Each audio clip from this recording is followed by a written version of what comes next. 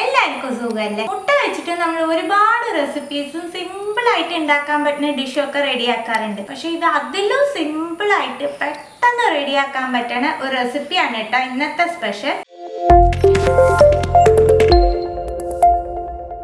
3 മുട്ട പൊട്ടിച്ച് ഒരു പാത്രത്തിലേക്ക് ഒഴിക്കാം. കുറച്ച് കുരുമുളക് പൊടി, മുട്ടയ്ക്ക് ആവശ്യമായിട്ടുള്ള ഉപ്പ്. മുട്ട ബീറ്റ് ചെയ്തിട്ട് മാറ്റി വെക്കാം. പാനിലേക്ക് 1 ടേബിൾ സ്പൂൺ ഓയിൽ ചേർക്കുന്നുണ്ട്. 3 ചുവന്ന മുളക് ചേർക്കുന്നുണ്ട്. നല്ലോണം വറുത്തെടുക്കണം. മുളക് നല്ലോണം കളർ മാറിയിട്ടും പാനിൽ നിന്ന് മാറ്റാം. ഒരു സവാള എടുത്ത് നീളനെ മുറിച്ചതാണ്. ഇത് നല്ല ബ്രൗൺ കളറാക്കി എടുക്കണം. സവാള നല്ല ബ്രൗൺ കളറായി. സവാള വാടുമ്പോൾ കുറച്ച് ഉപ്പ് ചേർത്ത് കൊടുത്തോളോട്ടോ, പെട്ടെന്ന് വാടിയത്. ഇത് നമുക്ക് വേറൊരു പാത്രത്തിലേക്ക് മാറ്റാം.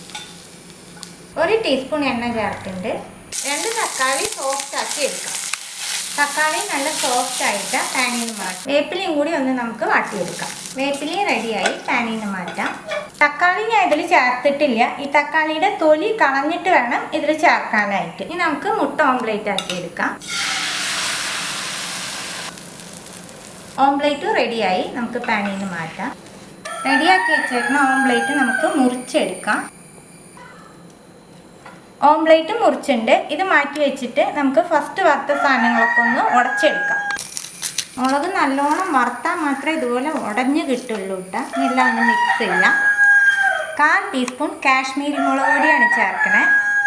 സവോളയിൽ ഉപ്പ് ഇട്ടിട്ടാണ് നമ്മൾ വാട്ടിയത്. അതുപോലെ ഓംപ്ലേറ്റിൽ ഉപ്പ് ഇട്ടിട്ടുണ്ട്.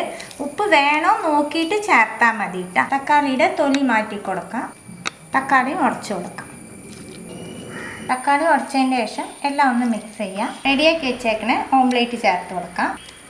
ഇതിൻ്റെ കൂടെ തന്നെ കുറച്ച് മല്ലിയില ഇടുന്നുണ്ട്. ഇനി മിക്സ് ചെയ്ത് കൊടുക്കാം. ഇത്രയേ ഉള്ളൂ കേട്ടോ. സിമ്പിളായിട്ട് റെഡിയാക്കാൻ പറ്റും. നമ്മൾ എപ്പോഴും റെഡിയാക്കണേക്കാട്ടിലും ഒരുപാട് വെറൈറ്റി ആയിട്ടുള്ള ഒരു മുട്ട റെസിപ്പിയാണ്. എല്ലാവർക്കും തീർച്ചയായിട്ടും ഇഷ്ടമാവും. ഇന്ന് തന്നെ ട്രൈ ചെയ്ത് നോക്കണം. ട്രൈ ചെയ്ത് നിങ്ങളുടെ ഫീഡ്ബാക്കൊക്കെ അറിയിക്കുക. പുതിയ റെസിപ്പി ആയിട്ട് അടുത്ത വീഡിയോയിൽ കാണാം. See you. Bye.